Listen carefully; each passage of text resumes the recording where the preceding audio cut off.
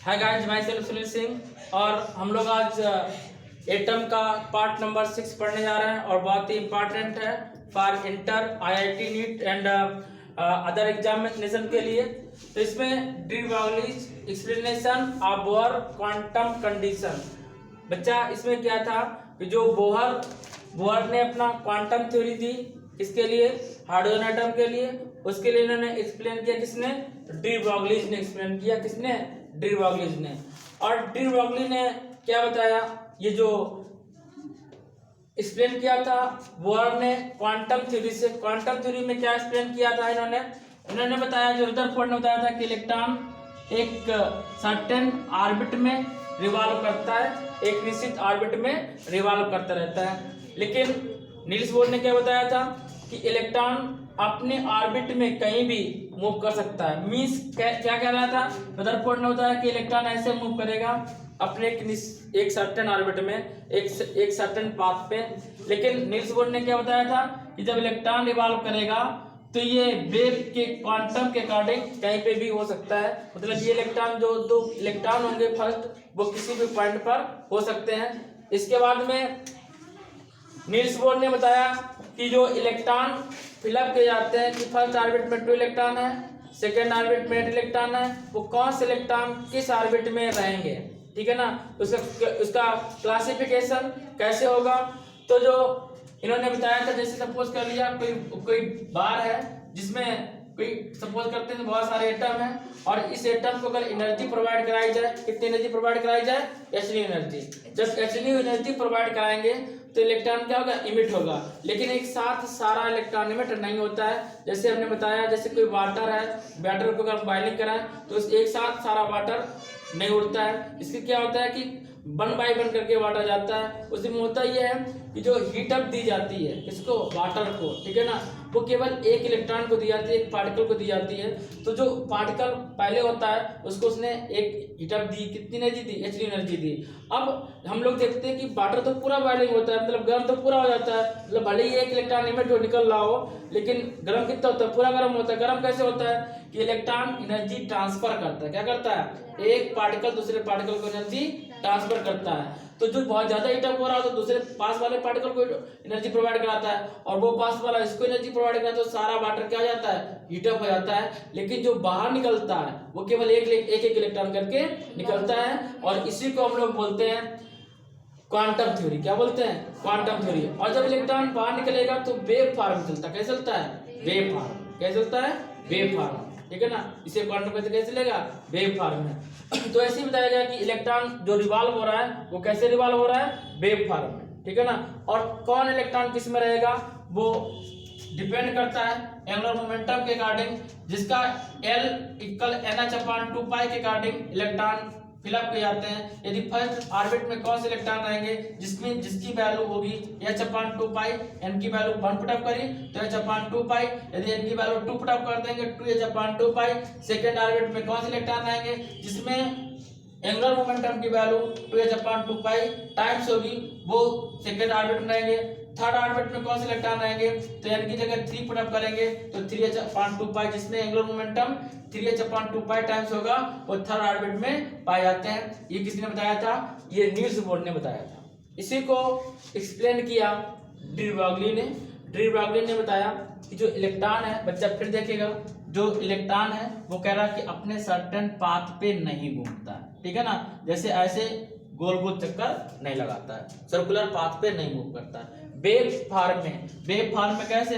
ये ऐसे रिवॉल्व करेगा, वेव फॉर्म रिवॉल्व करता है।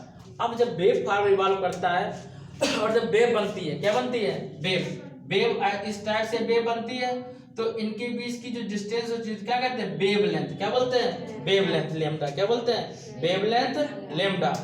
तो उस वेव लेंथ को प्रूव करने के लिए ये डी ब्रॉगली ने अपनी हाइपोथेसिस दिया। हाइपोथेसिस क्या थी? लैम्डा = h/p, वेयर h क्या है? h क्या है? Planck constant. क्या है? Planck constant. सभी को पता है कि प्लांक कांस्टेंट की वैल्यू कितनी होती है? Value of Planck constant 6.67 10⁻⁻34। Guys, इसमें न्यूमेरिकल बहुत ज्यादा आते हैं तो न्यूमेरिकल के लिए फार्मूला बहुत ही इंपॉर्टेंट है, lambda is equal to h upon p. और एच की वैल्यू आपको गिवन नहीं रहेगी। एच क्या होता है, प्लैंक कांस्टेंट होता है, और इसकी वैल्यू होती है 6.67 10 to power minus 34।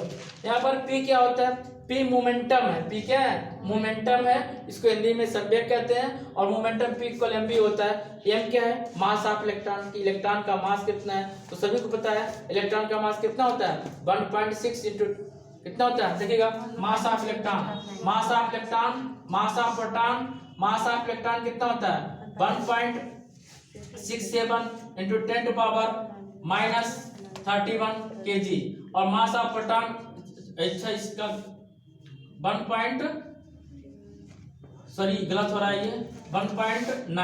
Into 10 minus 31, और इसका तो 1.67 इंटू 10 माइनस 27 kg। कितना होता है 1.67 10 27 kg। मास किसका ज्यादा होता है, प्रोटॉन का। कम किसका होता है, इलेक्ट्रॉन का। इलेक्ट्रॉन कितना होता है 10 माइनस 31, प्रोटॉन कितना होता है 10 माइनस 27। माइनस में जो छोटा होता है वो बड़ा होता है, यानी कि मास ऑफ प्रोटॉन कितना होता है, ज्यादा होता है, ठीक है ना। और इसका मास ऑफ इलेक्ट्रॉन होता है 9.1 into 10 minus 31 kg। 9.1 into 10 minus 31 kg, ये मास of electron, mass of proton. और जो इलेक्ट्रॉन प्रोटॉन की जो वैल्यू होती है, ये हम लोग फर्स्ट चैप्टर में पढ़ चुके हैं, 1.6 इंटू 10 माइनस 19 कूलम होती है। दोनों की वैल्यू सेम होती है। प्रोटॉन पॉजिटिव होता है, इलेक्ट्रॉन कैसा होता है, नेगेटिव होता है। अब अच्छा देखेंगे यहाँ ध्यान से कि हम लेम्डा फाइंड करेंगे। क्या फाइंड करेंगे, लेम्डा। लेम्डा क्या होता है, जो इलेक्ट्रॉन ये वेव फॉर्म में मूव करता है, तो इनके बीच की जो डिस्टेंस होती है क्या बोलते हैं, लेम्डा बोलते हैं। तो गाइस नेक्स्ट टॉपिक में जाएंगे। गाइस यदि आपको वीडियो अच्छा लग रहा हो तो इसे लाइक करिए, सब्सक्राइब करिए और शेयर करिए। देखिएगा हम लोगों ने अभी तक ये फाइंड किया, lambda is equal to h upon p. H upon p, h क्या है, प्लैंक कांस्टेंट। क्या है, प्लैंक कांस्टेंट, जो फाइनल निकल गया रिजल्ट। और पी क्या है, मोमेंटम। क्या है, मोमेंटम। और कभी कभार हम लोग इसको बोल देते हैं लीनियर मोमेंटम। क्या बोल देते हैं, लीनियर मोमेंटम। देखिए वेग, संवेग, लिखिए संवेग। और इसको बोलते हैं प्लैंक कांस्टेंट। प्लैंक ने तक एच की वैल्यू पता कर ली और हमने पी फाइंड आउट कर लिया, तो एक ये रिजल्ट आया। और हम लोगों ने एंगुलर मोमेंटम एल लिया था। क्या लिया था, एंगुलर मोमेंटम एल। और एंगुलर मोमेंटम एल इक्वल क्या लिया था हम लोगों ने, NH अपॉन 2 पाई। क्या फाइंड किया था, NH अपॉन 2 पाई।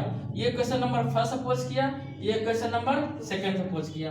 बच्चा हम लोगों ने बचपन से पढ़ते हैं, किसी भी सर्किल का, बच्चा जो इलेक्ट्रॉन होंगे किस में होंगे, सर्किल में होंगे। इलेक्ट्रॉन किस में होंगे, सर्किल में। सर्किल में जो ये डिस्टेंस होती है इसको सरकमफेरेंस बोलते हैं। क्या बोलते हैं, सरकमफेरेंस। और सरकमफेरेंस क्या होता है, 2 पाई आर। क्या होता है, 2 पाई आर, जो वैल्यू किसके इक्वल जाएगी, लेम्डा के इक्वल। वैल्यू किसके इक्वल होगी, लेम्डा के इक्वल। तो लेम्डा की जगह हम पुट अप कर दें 2 पाई आर, तो क्या आएगा, एच अपॉन पी। कितना आएगा, एच अपॉन पी। और 2 पाई आर एच अपॉन, और पी की वैल्यू क्या है, एम बी आर। के कितनी वैल्यू है, एम बी आर। पी की वैल्यू एम बी आर, तो पी की वैल्यू एम बी। पी की वैल्यू कितनी, M v. P equal to m v कितना होता है, एम बी। बी ब्लास्टी है, बी क्या है, ब्लास्टी है। और यहाँ पर लैम्डा की वैल्यू कितनी, 2 पाई आर। कितना है, 2 पाई आर। ये किसने फाइंड किया था, नील्स बोर ने। किसने, ये बोर थ्योरी के अकॉर्डिंग, किसके अकॉर्डिंग है, बोहर थ्योरी, बोहर थ्योरी, ठीक है ना।